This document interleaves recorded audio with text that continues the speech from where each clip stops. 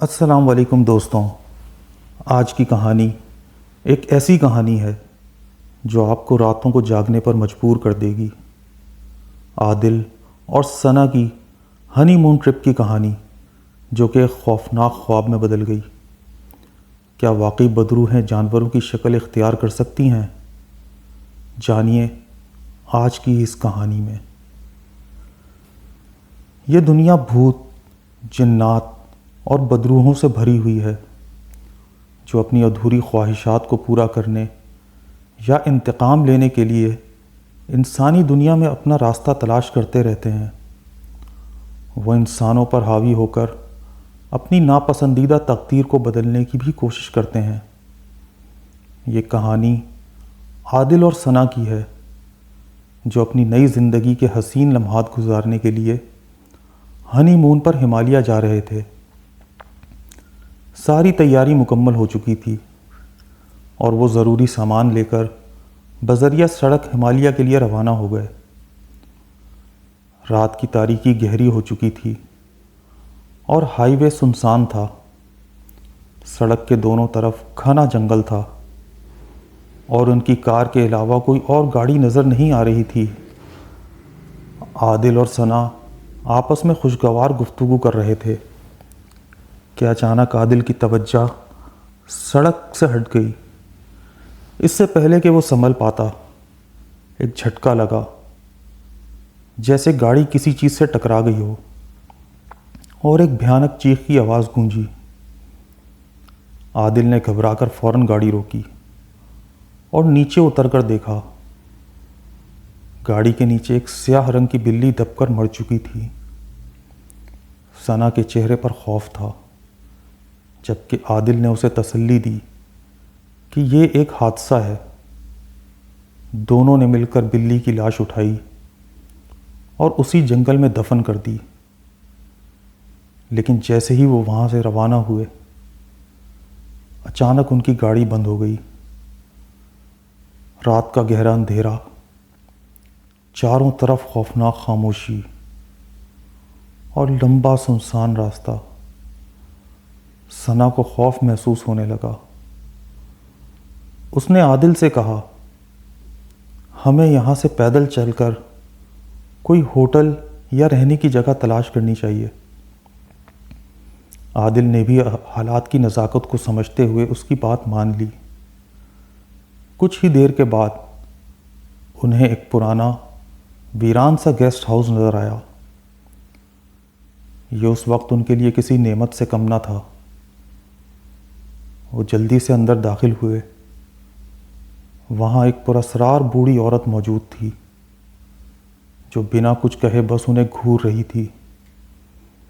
عادل نے کمرے کی چابی لی اور وہ عورت خاموشی سے انہیں چابی دے کر پیچھے ہٹ گئی۔ جیسے ہی ثنا نے کمرے کی طرف قدم بڑھایا، اس کی نظر ایک بلی پر پڑی اور وہ خوف کے مارے زور سے چیخ اٹھی۔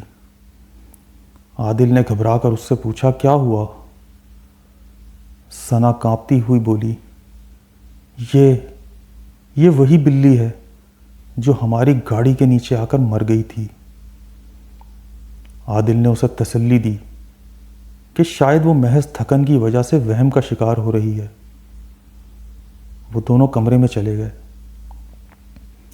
رات کے سناٹے میں ثنا نہا کر آئینے کے سامنے کھڑی بال سنوار رہی تھی کہ اچانک آئینے میں اسے وہی سیاہ بلی نظر آئی اور پھر وہی خوفناک بوڑھی عورت۔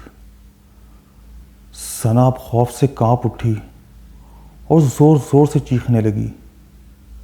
عادل نے دروازہ بجایا مگر اندر سے کوئی جواب نہ آیا۔ وہ گھبرا کر ماسٹر کی کے لیے ریسیپشن پر پہنچا تو وہاں کوئی موجود نہ تھا۔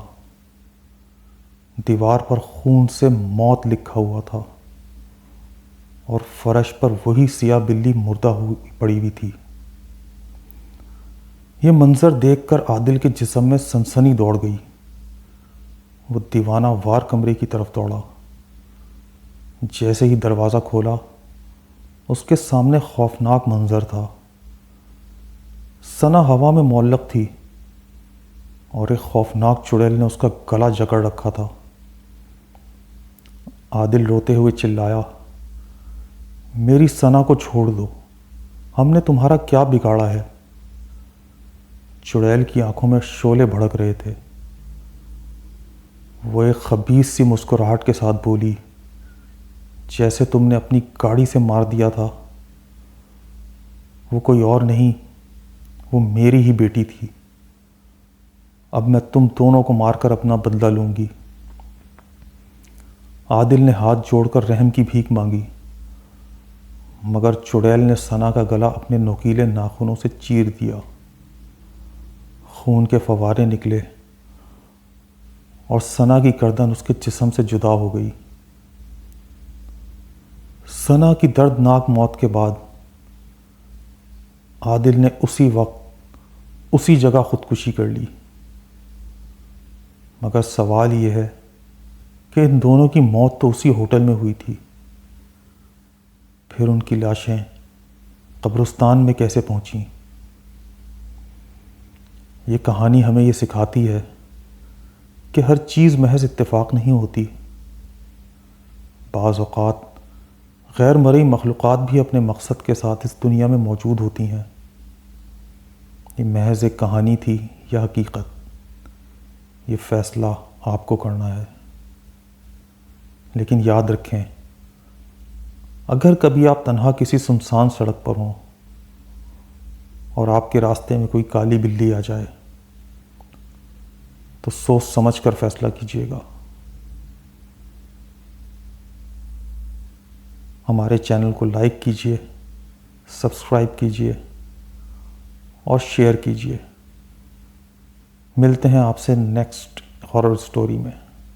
جب تک کے لیے اللہ نگہبان۔